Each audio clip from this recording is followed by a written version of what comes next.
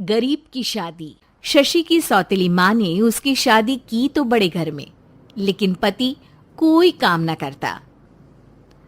आप ससुर जी के साथ काम पर क्यों नहीं जाते? हाँ जाऊंगा, लेकिन कल से। आज जरा मैं दोस्तों के साथ घूमने जा रहा हूँ। शशि के 2 बच्चे होते हैं, लेकिन रमेश का हाल वैसा का वैसा ही रहता है। एक दिन, सुनिए ना, बच्चा रो रहा है, इसके दूध के लिए पैसे नहीं है। अरे तो पिताजी से ले लो ना। क्यों? अगर आप में कमाने की क्षमता नहीं थी तो शादी क्यों की? तभी घर आई बड़ी ननद बोल पड़ती है। आहा हा हा, तुम्हारी माँ को साफ साफ कह दिया था कि लड़का ना कमाता है ना कभी कमाएगा। हम 4 बहनें हैं इसका ख्याल रखने के लिए, और पिताजी का इतना सारा पैसा, तुम्हें किस चीज की कमी रखी है?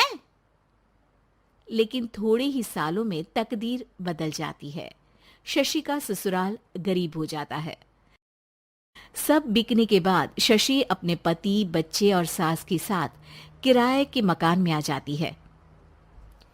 मैं कोई नौकरी करना चाहती हूँ दीदी। अरे इतने बड़े घर की बहू थी शशि, तुम नौकरी करोगी? नहीं नहीं नहीं नहीं। नहीं करूंगी तो घर कैसे चलेगा? बच्चों को भी तो पालना है ना। तभी शशि का भाई आ जाता है। शशि, ये ले राशन का सामान, किसी भी तरह की कोई भी जरूरत हो तो बताना। भाई, अब मैं नौकरी करूंगी। देख बहन, वैसे तो मैं तेरे साथ हूं, लेकिन हाँ, मैं ये भी चाहता हूं कि तू अपने पैरों पर खड़ी हो जा। शशि को एक प्ले स्कूल में छोटे बच्चों को संभालने की नौकरी मिल जाती है। एक दिन, शशि, मेरे स्कूल को अब तुम संभाल लो। मैं कुछ दिनों के लिए अपने बेटे के पास जा रही हूं। लेकिन प्ले स्कूल अकेले मैंने कभी नहीं संभाला है। अब ये सब मैं नहीं जानती। इतने महीनों में तूने जो देखा, बस पूरे आत्मविश्वास के साथ उसे करना। शशि नीलम के जाने के बाद पूरे 1 महीने उसका स्कूल अकेले संभालती है, और फिर एक दिन आता है जब वो अपना खुद का स्कूल भी खोल लेती है। वाह शशि, तुमने आज मेरा सर गर्व से ऊंचा कर दिया। तुम्हारा यही आत्मविश्वास तुम्हें बहुत आगे ले जाएगा। नीलम, बहुत आगे जाने की चाह नहीं है, बस ये छोटा सा स्कूल मेरे बच्चों की अच्छी शिक्षा में मेरी मदद करे, यही मैं चाहती हूँ। शशि थोड़े थोड़े पैसों से ही अपना परिवार पाल रही थी। एक दिन उसके घर उसकी बड़ी ननद आती है। अरे भाभी, घर में कूलर तो लगा लेती, मेरी माँ को कैसे पंखे में लिटा रखा है? अरे तो शशि कौन सा एसी लगा कर सो रही है? वो भी तो यहीं रहती है ना मेरे पास।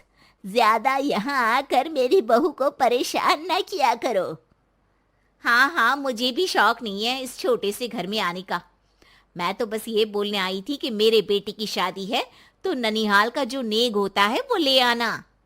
हाँ हाँ, जितना बनेगा कर देंगे, और ना हुआ ना तो वो भी नहीं करेंगे। तभी शशि बोल पड़ती है।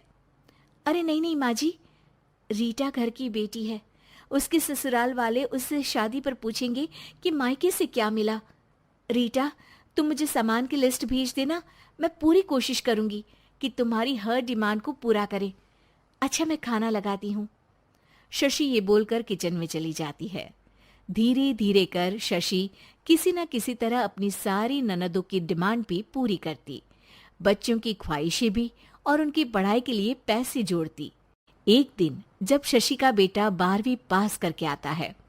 माँ, अब तुझे काम करने की जरूरत नहीं है। मैं अब कोई ना कोई नौकरी करके पढ़ाई भी साथ कर लिया करूंगा।